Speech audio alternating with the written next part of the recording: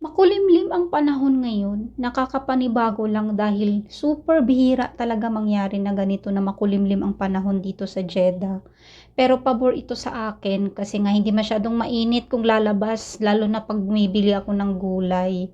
So ngayon tayo po ay on the way papunta sa Al Raya at mamili nga ng uulamin namin ngayong hapunan. Ako ang naunang umuwi, so ako yung bibili ng uulamin namin ngayong gabi. Malapit lang kasi ito sa bahay namin. Hindi naman masyadong malapit. Siguro mga 15 minutes kapag mabilis kang maglakad nandito ka na.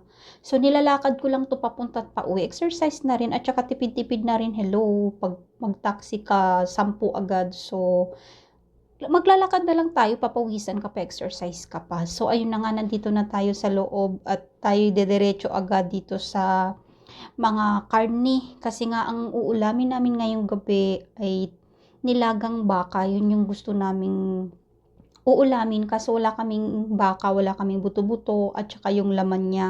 So ayan nga ang mga presyo. Actually naghahanap nga ako dito kung may Pilipino ba at pwede kong mapagtanungan. So ito nga, camel ang available, 32. Dalawang isip talaga ako ano kaya yung pipiliin ko kasi hindi ko ako familiar sa camel kung ano kayang lasa nito, matigas ba o ano. So ayan, nagtingin-tingin na rin ako sa mga manok.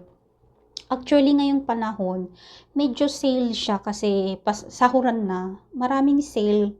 So kahit paano kung may gusto kang manok, may gusto kang karne, may sale sila. Dito sa Al Raya palagi namang may sale. Pero tingnan nyo yung presyo guys, kahit sale, mahal pa din. As in, mahal pa din. Itong ganito, dati mura lang to. Ngayon magkano na, halos 1/4 na ang dumagdag.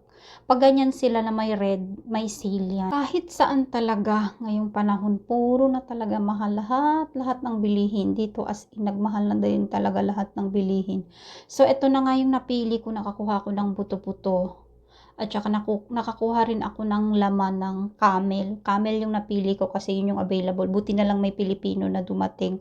At least may napagtanungan ako. Ayan nga ang presyo guys. O halos kalahati or 1/4 lang ito. 24 real agad. Pero wala akong choice dahil nga ito yung available. So ayan, 2 real ang per kilo ng repolyo. At namili lang ako na yung na-slice na. Hindi ako kumuha ng napakalaki talaga dahil ngayon lang naman namin to gagamitin. Baka masira lang din. Sira lang kasi yung natira kapag hindi namin naubos. So ayan, 1 real ang per kilo ng patatas at kumuha din ako ng konti.